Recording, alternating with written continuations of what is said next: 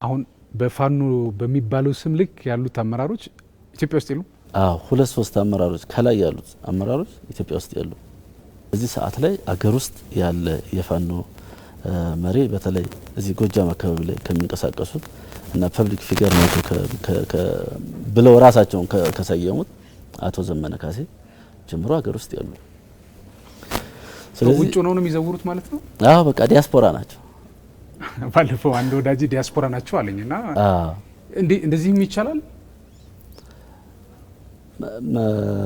እነሱ በራሳቸው ደግሞ የፈጠሩት አለ አገር ውስጥ ይሄን ኢንሰርጀንሲ የሚመራላቸው የተወሰነ የፈጠሩት አለ። በጥቅም የተሳሰረ አለ። ጥቅም አግኝቶ እነሱ በሚወረውሩለት ሳንቲም ወይ ደግሞ ተተኳሽ ወይም ደግሞ የቡድን እቃዎች ምናምን ራሱን አሳልፎ የሰጠ ከንቱ ደግሞ አለ። አያጡም። ያው እንደዚህ አይነት ሰው አይጠፋም። ዞሮ ዞሮ ግን ኮዝ የላቸውም። ይህንን ኮዝ እንዳይኖር ተራረባሽ በጥባጭ እንድትሆን ደግሞ የሰሩት ግብጽና ሻቢያ ናቸው። በጣም ብዙ ፋኖ ትግል ውስጥ አሁን በአክቲቪስትነትም በመሪነትም ያሉ ሰዎች ባክስትሪያቸው ኤርትራ ሄደው ሰልጥነው የነበሩ ናቸው። ሻቢያ የመለመላቸው፣ ሻቢያ ያሰለጠናቸው እና ዴዲ ሁሏቸውን ኢትዮጵያ ውስጥ የነበራቸውን ሁሉ ከዚህ አብዮት በፊትም የነበራቸውን ሁሉ ለሻቢያ ሪፖርት የሚያደርጉ ባንዳዎች ናቸው። ቁስላሙሻ እንደ ልቡ አይጮህም ነው የሚባለው። አቁስልሃቸዋል እኮ በስልጣን ወቅተህም ባይሆን አቅመ ሰማር አቁስልሃቸዋል። ይሄን መንግስት አካሄዱ ላይ ሂደቱ አሰራሩ ላይ እንከን ካለበት መስታወት የሚሆኑት ተቃዋሚ ፓርቲዎች ናቸው። አሁን አብን የሚባለው ፓርቲ ይኸውላችሁ በለጠ ሞላ፣ ጋሻው ግርሻ፣ ሌላ ማን ነው ጣሂር ምናምን ከግምጃ ቤቷ ደግሞ አለች የሱፍ ዘን አለቀ። በቃ አለቀ። 7 ናቸው። አብይ ስብሰባ አዲስ አበባ በሚያደርጉበት ጊዜ አንድ 10 ሰው ይጨምርላቸዋል ከዛው ከአዲስ አበባ ዝም ብሎ የሆነ ሰው መልሙ። ከዛ ፓርቲ ናቸው ብሎ ምርጫ ቦርድ ደግሞ ምንድን ነው ብሏል። አንተ ሐቀኛ ፓርቲ ሆነ ከላይ እስከ ታች ወረዳ በምትፈልገው ኃይል አደራጅተህ ስትመጣ አብይን ስለምትቃወም ፓርቲ አይደለም፣ ገነጣጥሎ ያፈርሳል። ፖለቲካውንም እኮ ዲሞክራሲውን እኮ ከፍ እንዲል የሚያደርጉት ተቃዋሚ ፓርቲዎች ናቸው። እነኚህም ፓርቲዎች ጉያ ስር አምጥተህ ስልጣን ሰጣቸው። ከመንግስት ጋር የምትሰራው መንግስትና ፓርቲን የለየ መንግስት ሲሆን ነው። የመንግስት ስራ ላይ ተመደበ የምትሰራው ስራ የመንግስት ስራ ነው። እሱ የፖለቲካ ፓርቲዎች መጥተው ተዋድረው ምህዳሩ ላይ ገዢው ፓርቲ ቢሸነፍና ሌላውን ቢመጣ የመንግስት ስራ ይቀጥላል። ችግሩ ኢትዮጵያ ውስጥ መንግስትና ፓርቲ አልተለየም። እንዲያውም ጭላንጭሉ በኢህአዴግ ዘመን ይሻል ነበር መንግስትና ፓርቲን የመለየት። አሁን እኮ ቶታሊ ብልጽግናም መንግስትም ነው ፓርቲም ነው፣ ምንም ጥርጥር የለውም። ኤቭሪንትን ብልጽግና ነው የሚያደርገው። ስለዚህ መንግስትና ፓርቲ እንደ ብልጽግና ዘመን ደግሞ በቃ እዛ አንድ ላይ የተጨፈለቁበት ዘመን የለም። ስለዚህ ይሄ ባልተለየበት ሁኔታ አንተ የመንግስት ስራን ፕሮፐርሊ ሰርተህ አብሮ በመስራት በሚለው እንትን የምትቀጥል ቢሆን ወይ እዚህ ጋር መጥተህ ፖለቲካ መድረክ ላይ ደግሞ ልክ አይደለህም ብልጽግና ብለህ ልትሞግት የሚያስችል የፖለቲካ አቋምና ስብዕና ያስፈልጋል። እኔ ስወጣ ወንድሜ ቀርቶ ነበር የነበረው እና እኔን ማግኘት አይችሉም፣ ወይም ደግሞ እኔ ላነሳው ጥያቄ መልስ መስጠት አይችሉም። ጥቅማቸው ስለቀረ በቤተሰብ መበቀል ጀመሩ ማለት ነው። በቤተሰብ ላይ ወንድሜን ገደሉት ማለት ነው። እና እኔ ሀገር አድኛለሁ፣ ወንድሜ ነው አልተካውም፣ አልመለሰውም። ግን ሀገር በማዳኔ ደግሞ ደስታ ይሰማኛል። ይሄን የሆነ ከብስጭት የመጣ ነው። ንዴታቸው ብስጭታቸውን መቆጣጠር ስላልቻሉ ነው በቤተሰብ ላይ ሄደው ሪቬንጅ የፈጸሙት። እና አጥፊዎቹ የጊዜ ጉዳይ ካልሆነ መጠየቃቸው አይቀርም። አጠቃላይ የቡድኑ ፍላጎት እንደተሰበረ፣ አላማቸው እንደተደናቀፈና የውጭም የውስጡም ቅድም ያልኩት የኃይል ማዛባት በጥሩ ሁኔታ መስራትን ነው ያየው። መስራታችንን ነው ያየው። እንደ ድርጅት የሚወሰነው ውሳኔ ትክክል መሆናችንን እና ቤተሰቦቻችን ላይ በሚደርሰው እንግልት እና ሞት ነውና ለወንድሜ ነፍሱን ይማር። ግን እሱ ይወጣለት አላማ አለ። እሱን ከመላው የአማራ ሕዝብ ጋር ከኢትዮጵያውያን ጋር እናሳካለን ብዬ አስባለሁ። ፓርላማ እንኳን ለመግባት ሞራል የለንም። አሁን ዶክተር ደሳለኝ በቅርብ ጊዜ የተከበሩ ዶክተር ደሳለኝ ባነሱት ጥያቄ የብልጽግና አክቲቪስቶች አክቹሊ ያው ሁሉም አንድ ጎራ ነው ያለው ሲቅሙሎ 11 ሰዓት ላይ የሚባተተው ጭምር የኤርትራ ሰንደቅ ዓላማ ማስክ አድርጎ ሲሳለቅባቸው ነበር። እንደዛ ለመሆን ፓርላማ አልገባም፣ አልዋሽሽም፣ ውሽ አላደርግም። ያ ምኞት የለኝም። ሀገሬን ነፃ ሀሳብ ኖሮ ትውልድ እንዲሻገር ቢያንስ እኛ እንኳን ያልሆነልንን የዴሞክራሲ ልምምድ ልጆቻችን እንዲኖራቸው መርጠው ባልተወለዱበት ማንነት በኮብልስቶን ከጀርባ ተመተው እንዳይገደሉ የመሻት እንጂ እንደ ቁራ የመጮህ ህልም የለንም። ገዢው ፓርቲ እንደፈለገ የፈለገውን እንትን እያለ አንዲት መግለጫ ለማውጣት ስልጣን ስለሰጠህ ብቻ የምትሳቀቅ ከሆነ ምንድን ነው ለህዝብ የቆምከው? ለምን አትዋሃድና አንድ ላይ ሀገር አታገለግልም? የፖለቲካ ምህዳር መስፋት ማለት ሲጀመር የፖለቲካ ፓርቲ ብያኔው ራሱ ለምን አስፈለገው የሚለውን ብያኔ ዴፊኒሽኑ የፖለቲካ ፓርቲ የመንግስትን የየቀኑን እንቅስቃሴ ህጸጾች እየነቀሱ አውተው ለህዝብ ማጋለጥ፣ ጉብጠቱን እያረቁ ማቃናት፣ ይሄ የፓርቲዎች ትልቁ ዓላማ ነው። ስልጣን መያዝ ብቻ አይደለም። ስልጣን ላይ ያለው ባልግ መስመር እንዳይስት ዲሞክራሲ እንዳይጨፈልቅ እግር በእግር እየተከታተልክ አንተ ነህ የምታስተካክለው። ተቃዋሚው ለዚህ ነው የሚያስፈልገው። አቅም ፈጥሮ ደግሞ ሲመጣ አማራጭ ፖለቲካ ይዞ ይመጣና ህዝቡን ያስተዳድራል። ወጣ በሚል ነው ማለት አንተን ተከትሎ እንዳይሄድ በሚል ነው ይሄ ነገር የተፈጠረው። አዎ እኔ ጋር የነበረ ነው። እኔ ከወጣሁ በኋላ እሱን አሰሩት ማለት ነው። ታሰረ። መጨረሻ ላይ ያሉበት አካባቢ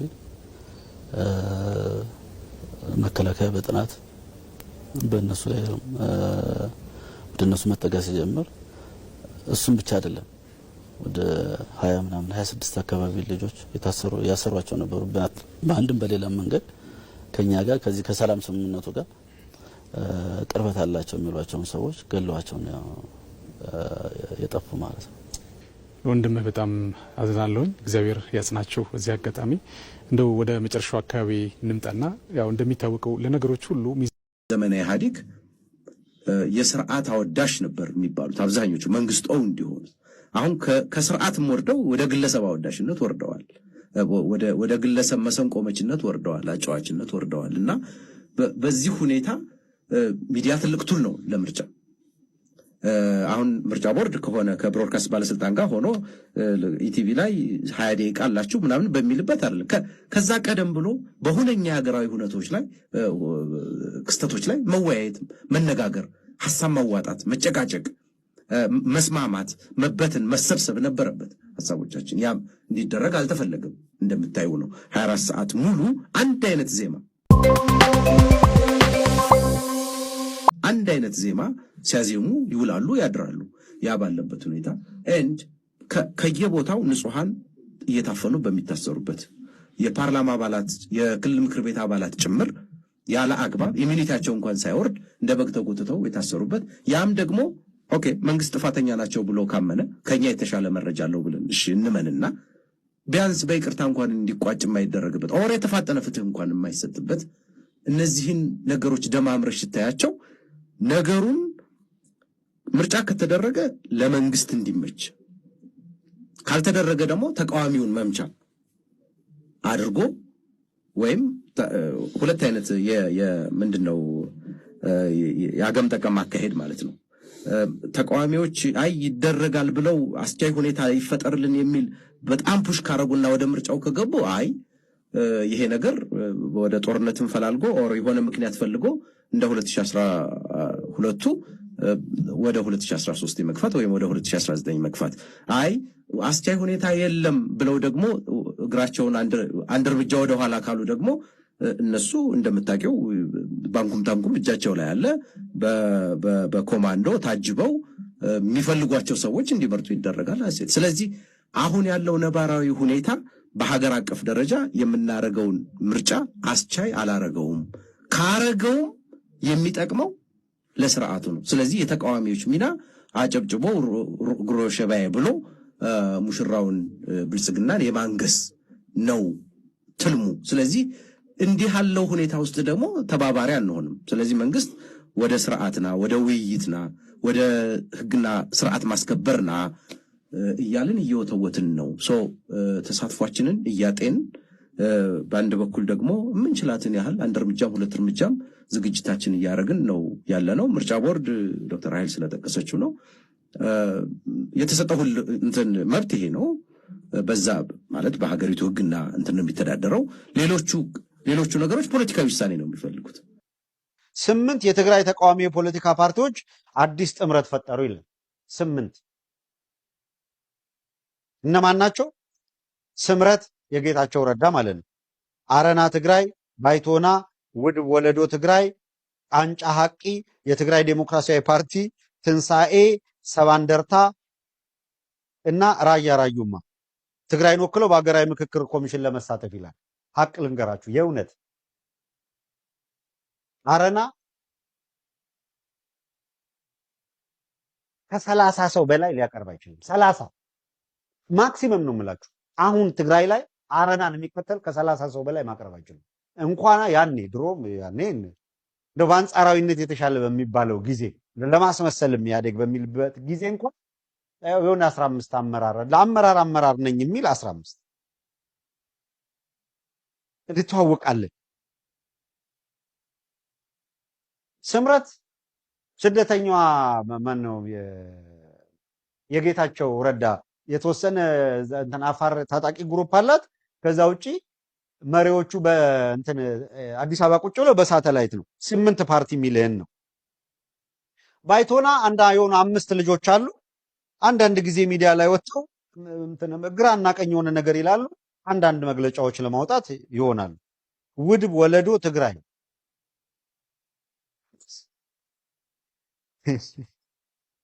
ቃንጫ ሐቂ የትግራይ ዲሞክራሲያዊ ፓርቲ ትንሳኤ ሰባንደርታ ሁሉም ተሰብስበው እነዚህ ጠቅላላ ተሰብስበው 8ቱ የድሮ የአንድነት ፓርቲ የአዲስ አበባ ቅርንጫፍን አያክሉ።